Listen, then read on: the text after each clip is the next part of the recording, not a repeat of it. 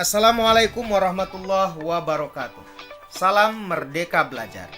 Perkenalkan, saya Rahmat Habibullah, Guru Pendidikan Agama Islam SMP Negeri 5 Padang Panjang, Provinsi Sumatera Barat. Setelah mengikuti pelatihan mandiri kurikulum Merdeka, saat ini saya akan melaksanakan aksi nyata menyebarkan pemahaman kurikulum. Mengapa kurikulum perlu berubah? Bapak Ibu guru hebat, pertama kita pahami apa itu kurikulum. Kurikulum adalah seperangkat rencana dan pengaturan mengenai tujuan, isi, dan bahan pelajaran, serta cara yang digunakan sebagai pedoman penyelenggaraan kegiatan pembelajaran untuk mencapai tujuan pendidikan tertentu. Fungsi kurikulum itu adalah sebagai alat untuk mencapai tujuan pendidikan nasional, sebagai pedoman guru dan siswa agar terlaksananya pembelajaran yang baik. Nah, apa saja yang merupakan menjadi komponen kurikulum? Komponen kurikulum itu terdiri dari tujuan, konten, metode atau cara, kemudian evaluasi. Mengapa kurikulum berubah?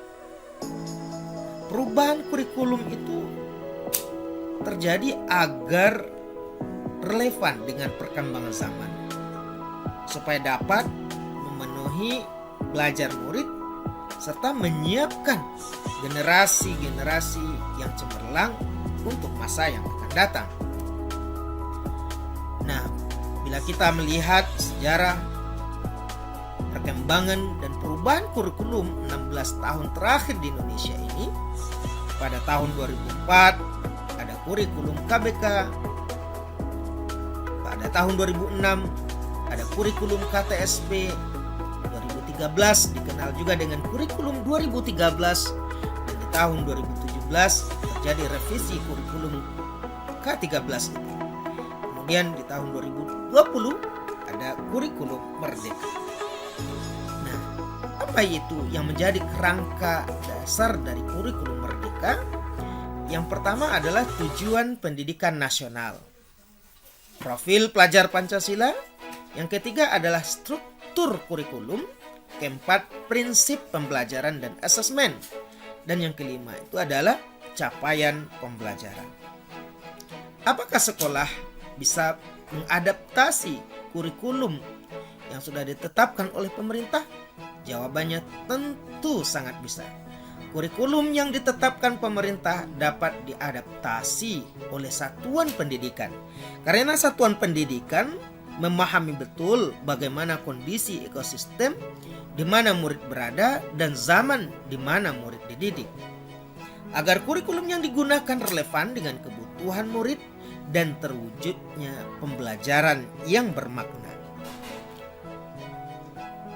Kurikulum yang diadaptasi oleh satuan pendidikan agar sesuai dengan karakteristik, keadaan kontekstual dan kebutuhan satuan pendidikan itu sendiri, inilah yang dinamakan dengan kurikulum operasional satuan pendidikan atau disingkat dengan KOSP.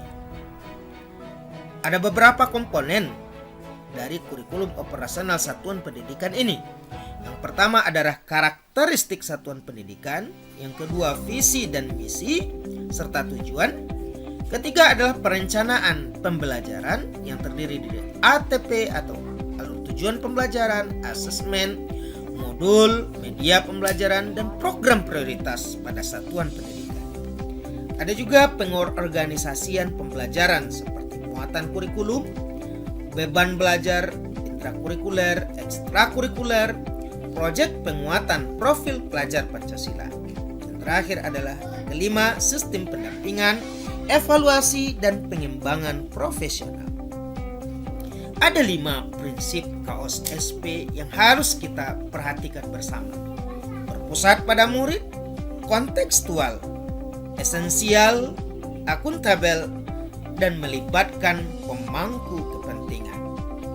Dokumen KOSP merupakan dokumen yang dinamis, mengikuti perubahan dan kebutuhan suatu satuan pendidikan. Demikian Bapak Ibu guru hebat dimanapun berada. Mohon berkenan untuk mengisi umpan balik di deskripsi dari video ini ya, sebagai masukan yang konstruktif bagi kita semuanya. Terima kasih banyak atas segala perhatian dan luangan waktu yang diberikan. Wabillahi taufik wal hidayah. Wassalamualaikum warahmatullahi wabarakatuh.